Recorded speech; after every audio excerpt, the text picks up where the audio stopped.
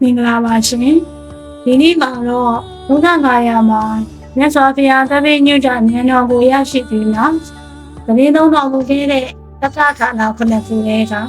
နောက်ဆုံးနေရာဖြစ်တဲ့ရာဇာယတနာပင်အကြောင်းကိုလေ့လာကြရမှာဖြစ်ပါတယ်။ဒီနေ့အပိုင်းလေးမှာဘောလီဒီမှာ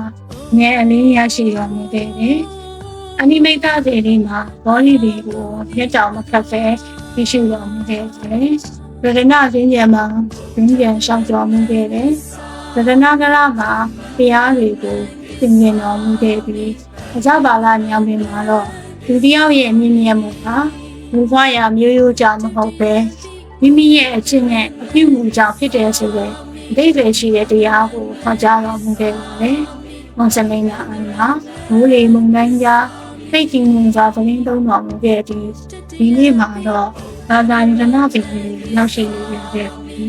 ။ဘာသာရေးနာပင်ဟာမြတ်စွာဘုရားတတ္တမသတင်းတော်မှာသတင်းသုံးတော်မူခဲ့တဲ့နေရာပဲဖြစ်ပါတယ်။ဒီနေရာမှာသဘောသားနဲ့ဗလိကဆိုတဲ့ပုံတယ်ညီနာမျိုးကမြတ်စွာဘုရားထံရောက်ရှိလာပြီးမြတ်စွာဘုရားထံကြားမုံနေလုံခြုံဆက်သက်ကြည်ရန်ခဲ့ကြပါတယ်။ဒီစွာဟာမြတ်စွာဘုရားဖြစ်ပြီးနောက်ပထမဆုံးအမှားရဆုံးဖြတ်မှုတွေကတစ်ခုဖြစ်ပါရဲ့ရှင်။ဆုံးဖြတ်တူကြီးတဲ့အခါသဘောသားနဲ့ဗလိကတို့ပုံတယ်ညီနာမျိုးကမြတ်စွာဘုရားထံမှာစီးကပ်ပြီးဘုဒ္ဓံတရဏံကိစ္ဆာမိဓမ္မံတရဏံကိစ္ဆာမိလို့ဆိုပြီးတရဏံဆောင်စောက်ကြည့်ကြတယ်။သူတို့နှစ်ဦးကိုပထမဆုံးဥပဒကများရှိသိရှိရတယ်။ဒါကြောင့်ရာဇာယတနာပင်ဟာမြတ်စွာဘုရားရဲ့ဉာဏ်အင်းနဲ့လူသားတွေရဲ့ရှိခဲ့မှုစတင်ပြည့်စုံခဲ့တဲ့နေရာတစ်ခုဆိုလည်းမမှားပါဘူးရှင်။ဒီလိုနဲ့သတ္တဒါနခဏခုရဲ့ဒီဟာဒီနေရာမှာဆုံးသက်သွားပါပြီ။ဒါပေမဲ့မြတ်စွာဘုရားရဲ့ဓမ္မခရီးကတော့ဒီနေရာမှာမပြီးဆုံးသေးပါဘူး။ဘုရားဂါယာမှာရရှိခဲ့တဲ့ဉာဏ်အလင်းကိုကဘာကြီးကြည်ပြီးကြောင့်ဖြန့်ဝေဖို့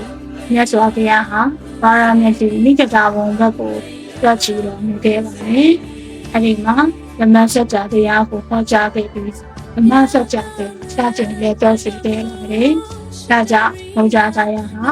ဘုရားဘာသာရဲ့အရေးကြီးဆုံးသမိုင်းဝင်နေရာတွေထဲကတစ်ခုဖြစ်လာခဲ့တာ။ဒီနေ့တော့ဘာသာရေးနာအပြင်နဲ့အတူဘုရားဂါယာမှာရှိတဲ့တက္ကဌာနခုနှစ်ခုရဲ့ခီးစဉ်ကိုပြီးဆုံးပါပြီရှင်။အားလုံးပဲဘုရားမြတ်စွာဘုရားရဲ့ဓမ္မအလင်းဟာကိုယ်စိတ်နဲ့ပြန်ပါ